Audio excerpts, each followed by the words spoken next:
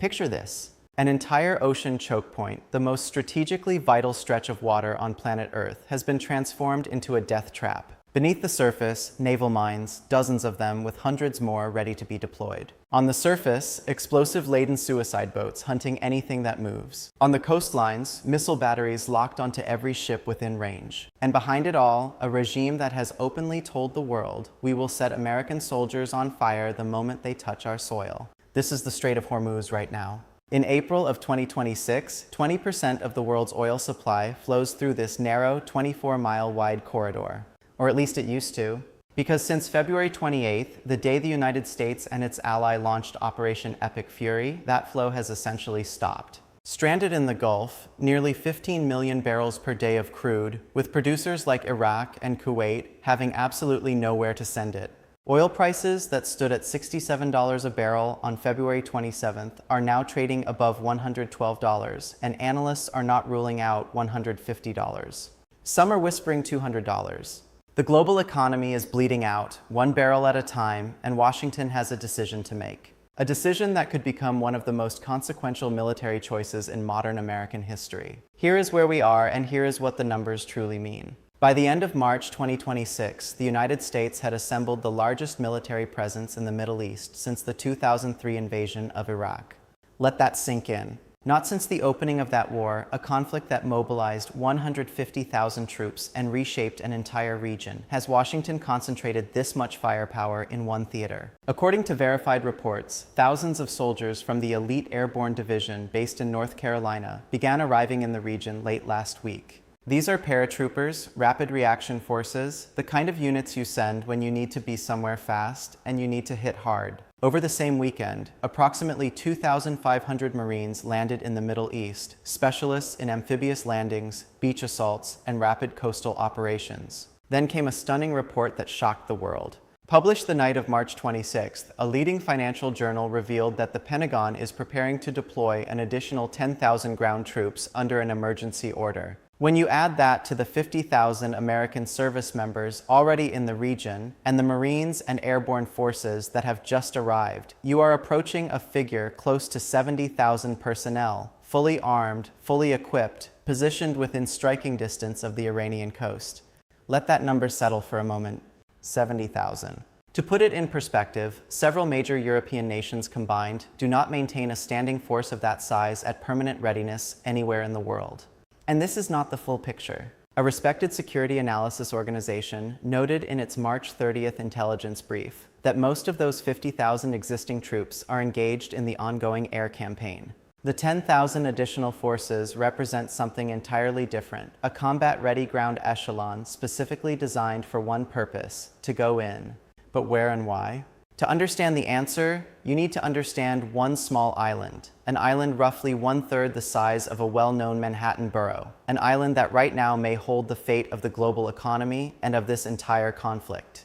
Its name is Kharg Island. Located approximately 15 miles off Iran's coastline in the northern Persian Gulf, Kharg Island is not glamorous. It does not have strategic depth. It is not a fortress city or a naval base. It is a coral outcrop, 22 square kilometers of pipelines, loading jetties, and processing terminals. But what it processes is staggering. According to multiple confirmed intelligence sources, approximately 90% of Iran's crude oil exports flow through Kharg Island before reaching the world market. Pipelines from Iran's largest oil fields feed directly into the island's deep water jetties, which are large enough to accommodate supertankers. If you control Kharg, you control Iran's financial oxygen supply. The US military already understands this. On March 13th, US Central Command announced that strikes had been carried out on Kharg Island. Over 90 military targets were destroyed using stealth bombers, advanced fighter jets, and cruise missiles, radar installations, missile storage bunkers, naval mine storage facilities, command and control centers, all leveled. The announcement of the strike came from the highest level, and a critical detail was added that the US had deliberately spared the island's oil infrastructure. Restraint was shown, but it was also made clear that restraint has limits. A public statement threatened the total obliteration of the island if Iran refuses to open the Strait of Hormuz. And in a remarkable interview with a major financial newspaper just days ago, the possibility of taking the island was raised openly, along with the acknowledgement that doing so would mean having to stay there for a while. That last sentence is not a throwaway line. It is the central tension of this entire crisis. Now back to the Strait of Hormuz and the storm gathering around it. According to multiple people familiar with U.S. intelligence assessments, Iran has been dramatically fortifying Kharg Island. In recent weeks, additional military personnel have been deployed to the island. Shoulder-fired surface-to-air missile systems have been moved in, specifically designed to target low-flying helicopters and parachuting troops. Additional air defense batteries have been repositioned. And perhaps most dangerously, anti-personnel and anti-armor mines have been laid along the island's coastline, the exact stretch of shoreline where U.S. Marines would most likely attempt an amphibious landing. This is not panic, this is preparation. Iran has had weeks to study the American military's playbook and has responded with a layered asymmetric defense designed specifically to make a U.S. landing as costly as possible. And then there is the Strait of Hormuz itself. Reports indicate that Iran had already begun laying mines in the strait, with a few dozen deployed at that point, but with the capability to deploy hundreds more. The Iranian naval force that now effectively controls the waterway retained upward of 80 to 90% of its small boats and mine-laying craft at that time. The state of the strait has been described as a death valley. An Iranian official warned that any ship attempting to pass would be attacked. Fast attack boats are patrolling the surface. Drone swarms have been pre-positioned. Coastal missile batteries cover every angle of approach. Iran's parliament speaker issued a direct warning that was chilling in its specificity, stating that Iranian forces were waiting for the arrival of American troops on the ground to set them on fire and punish their regional allies once and for all. That is not diplomatic language. That is a battlefield declaration. The U.S. has not taken it lying down. A senior defense official posted that at the highest direction, U.S. Central Command had been eliminating Iranian mine-laying vessels in the Strait of Hormuz, wiping them out with ruthless precision. Central Command confirmed the destruction of 16 Iranian mine layers in a single operation. The Navy has intensified its presence, and according to a leading Naval Institute journal published in its April 2026 issue, 2 large amphibious ready groups are now heading directly toward the narrowest point of the strait. Let us be precise about what these ships represent. The first is an America-class amphibious assault ship. She carries a Marine expeditionary unit on board, with tilt-rotor aircraft capable of transporting hundreds of Marines to shore in minutes, heavy-lift helicopters capable of moving armored vehicles from ship to beach, and hovercraft capable of landing armored vehicles directly on the sand. This ship arrived first and is already operating in the region, as confirmed by U.S. Central Command. The second ship carries another Marine expeditionary unit and is approximately 1 week behind the first. When both ships are on station, you have a combined force of several thousand Marines with their own air support, their own intelligence capabilities, and their own armored assets. These are not support troops. These are assault troops. Standing alongside them are paratroopers from the elite airborne division, with transport aircraft capable of dropping hundreds of soldiers directly onto target areas, oil terminals, port facilities, communication nodes, and airfields within the first hours of any operation. As reported by security analysts, the combined arriving force brings the U.S. ground troop buildup in the region close to 20,000 before counting the 50,000 already there. So what does the operational plan actually look like? Military analysts, drawing on open-source intelligence and years of studying U.S. amphibious doctrine, have sketched out the most likely sequence. The first phase would belong to Special Operations Forces. Units from elite special mission units and the renowned Ranger Regiment, confirmed to be among the deployments heading to the region, would be tasked with a rapid nocturnal infiltration. Small, fast helicopters flying low and fast to evade radar would deliver these operators directly onto key defensive positions, radar installations, surface-to-air missile batteries, command nodes. The mission would be to neutralize them quietly before dawn. If they succeed, the gates of the island open. Phase 2 brings in the Marines. Tilt-rotor aircraft can deliver assault troops to multiple landing zones simultaneously, splitting the defense and isolating resistance points. Hovercraft deliver armored vehicles directly onto the beach. Simultaneously, airborne paratroopers can drop from transport aircraft onto secondary objectives, oil terminal infrastructure, communication centers, preventing Iranian defenders from destroying what the U.S. is trying to capture. Air support throughout comes from short takeoff and vertical landing fighter jets operating from the assault ship's flight deck, attack helicopters clearing ground resistance, and electronic warfare aircraft jamming Iran's radar and communication systems across the entire operational area. Military analysts suggest the initial assault on Kharg could be completed within 24 to 48 hours, provided Iranian defenses have been sufficiently degraded and no major complications arise. But here is where the analysis gets uncomfortable. Even in the optimistic scenario, even if the island is captured, holding it is a completely different problem. The island sits dangerously close to the Iranian mainland. Not far, not safe. Iran's ballistic missiles and drone swarms can reach Kharg from dozens of launch sites on the coast, from nearby islands, from positions throughout the northern Gulf.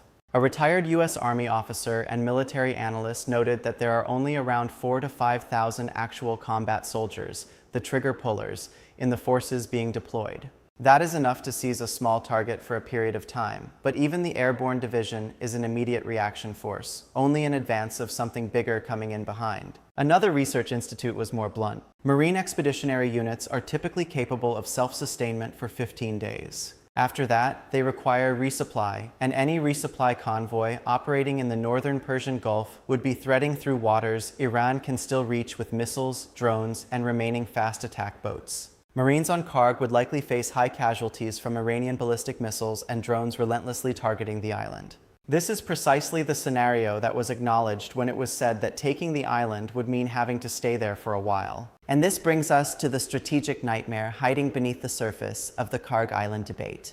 Military analysts discussing the deeper implications have raised what might be the most alarming possibility of all: a scorched earth strategy. If Iran concludes that it is losing the island, it may destroy the oil infrastructure itself with its own hands to prevent it from falling into American control. If that happens, the US seizes a pile of rubble, Iran's oil revenue stops either way, and the leverage Washington was seeking disappears. As a senior US official stated bluntly, if we seize Kharg Island, they are going to turn off the spigot on the other end. It is not like we control their oil production, so why is Washington still considering it? Because the alternative, accepting a closed Strait of Hormuz indefinitely, is not politically survivable. The strait currently carries 20% of the world's oil supply. That flow has been reduced to a trickle since February 28th. Oil prices that stood at $67 the day before the operation began have crossed well over $100 as of late March. US consumers are already feeling it at the pump. Grocery prices, energy bills, manufacturing costs, all moving upward. And with midterm elections approaching, the administration cannot afford skyrocketing gasoline prices. The clock is not just military. It is political, it is economic, it is ticking louder every day. According to one source with knowledge of internal thinking, the calculation is that about a month is needed to weaken the Iranians more with strikes, take the island, and then gain leverage for negotiations. And now consider the bigger strategic chessboard, because Kharg Island is only one square on it. The US military presence in the Middle East right now is a multi-theater, multi-platform, multi-domain operation of extraordinary complexity. At a major airbase in Qatar, Central Command's largest air operations hub in the region, command and control operations run around the clock alongside heavy bombing sorties. At another base in the United Arab Emirates, advanced fighter jet operations and unmanned aerial vehicle missions continue without pause. The headquarters of the U.S. Fifth Fleet sits in Bahrain, coordinating naval operations across the Arabian Sea and Persian Gulf. Ground and logistics support units are positioned in Jordan. At an airbase in Israel, intelligence support and fighter jet operations continue. According to reporting, the U.S. has deployed more than 120 aircraft to the region in recent weeks, the largest surge of American air power in the Middle East since 2003.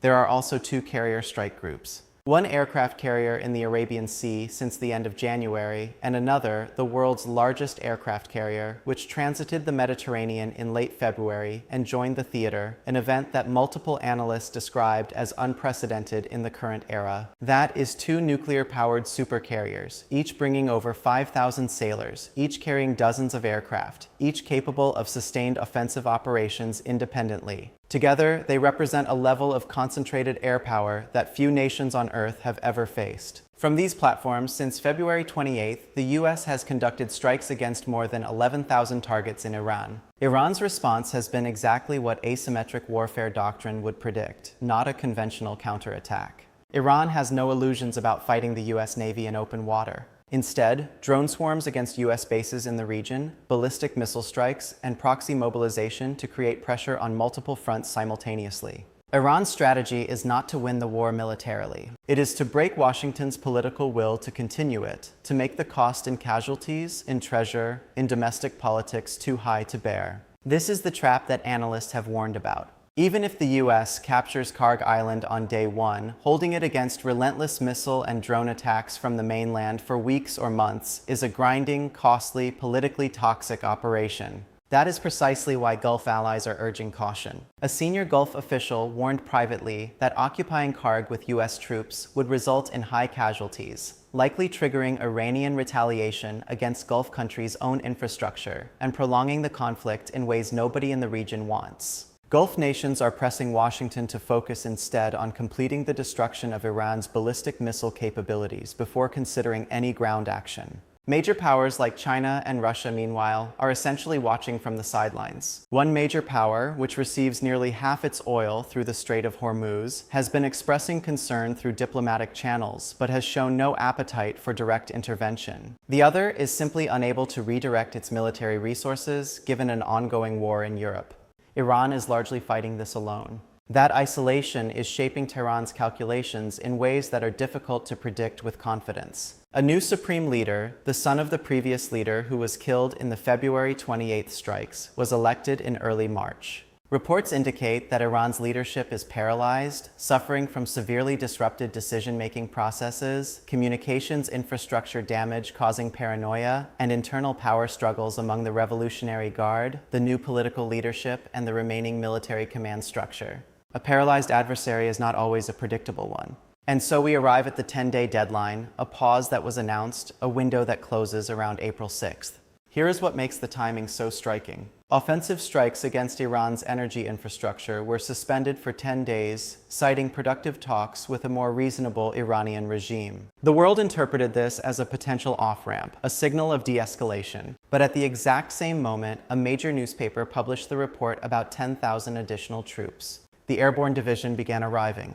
The Marines docked in theater. A large amphibious ship accelerated toward the strait. A country seeking peace does not simultaneously deploy 3 divisions worth of forces. The 10-day pause is therefore either a genuine window for diplomacy or the final preparation window before one of the largest American military operations since the Iraq War, possibly both. A senior senator and committee chairman told reporters that the administration had been prudent not to rule out a ground invasion, and noted that there are mountains of plans for the Hormuz contingency. The coalition picture is also worth watching. A British aircraft carrier is in the Mediterranean. A French carrier is moving toward the region. Neither ship will likely participate in a ground operation, as European domestic politics make that virtually impossible, but both add substantial air support capacity and maritime security reinforcement to the US-led effort. Mine-clearing operations in the Strait of Hormuz are something Allied naval assets can contribute to directly. And that matters because before any tanker transits the strait safely, the mines already laid need to be found and neutralized.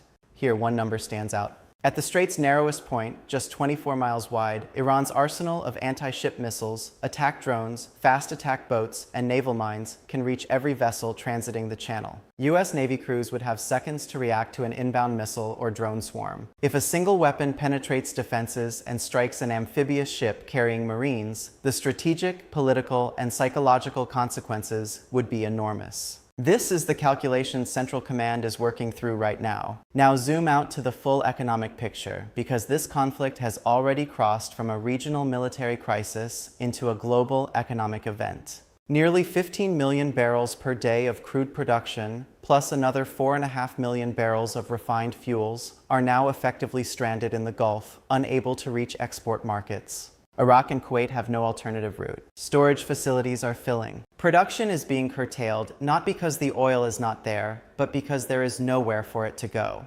The G7 has hinted at releasing strategic reserves to offset shortages, but strategic reserves are a short-term tool. They cannot substitute for a sustained closure of the world's most critical oil transit corridor. If the strait remains closed through summer, analysts warn that we are not talking about $112 oil. We are talking about territory that has never been charted in the modern era.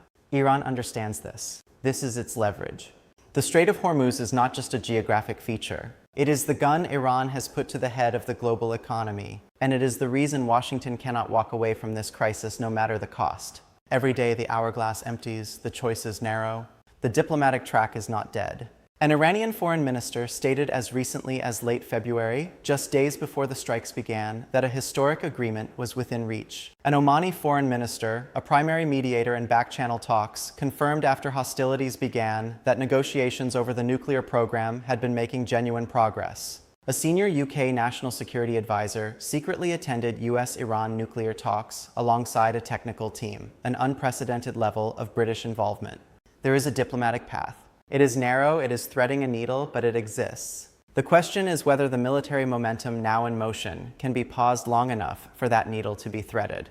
And this is why the April 6th deadline is the most important date in global geopolitics right now. If Iran makes a meaningful move before that date, a concrete step on the strait, a signal on the nuclear file, an opening that gives Washington a face-saving path, then the Marines on the ships and the paratroopers from their home bases may return home without having fired a shot in anger on Iranian soil. If Iran does not, if it continues to hold the strait closed and maintain its defiance, then the machine that has been assembling across the Persian Gulf will be activated, and the world will enter a phase of this conflict that no one has yet fully mapped.